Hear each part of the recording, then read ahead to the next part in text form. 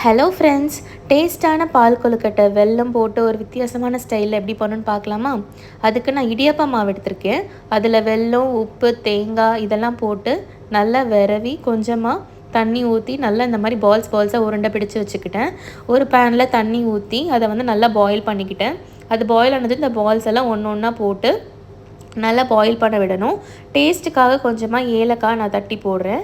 இதை வந்து க்ளோஸ் பண்ணி ஒரு 5 to 10 மினிட்ஸ் நல்லா மீடியம் லோ ஃப்ளேமில் பாயில் பண்ணிக்கலாம். அதுக்கப்புறமா நான் மீதி இருந்த கொஞ்சம் மாவில் கொஞ்சமாக தண்ணி ஊற்றி கலக்கி வச்சுக்கிறேன். இதை ஆட் பண்ணுறனால அந்த ஒரு பால் கொழுக்கட்டை அந்த தண்ணி இல்லாமல் கொஞ்சம் திக்னஸ் கிடைக்கும் அதுக்காக.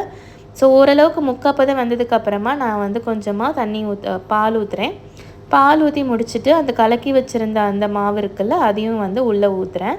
ஊற்றிட்டு திரும்ப க்ளோஸ் பண்ணி ஒரு 5 மினிட்ஸ் வந்து ஒரு மீடியம் ஃப்ளேமில் வந்துட்டு நல்லா பாயில் பண்ணுறேன். பார்த்திங்கன்னா நல்லா திக்னஸ் வந்திருக்கு.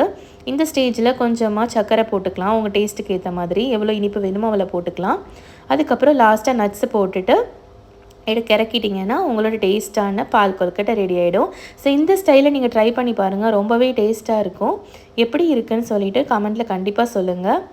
இந்த மாதிரி வெல்லம் போட்டு பண்ணும்போது உங்களுக்கு ஹெல்த்தியாகவும் இருக்கும். சர்க்கரையோட அளவையும் நீங்கள் கம்மியாக போட்டுக்கலாம் பால் கொழுக்கட்டைக்கு. தேங்க்ஸ் ஃபார் வாட்சிங். Subscribe my channel.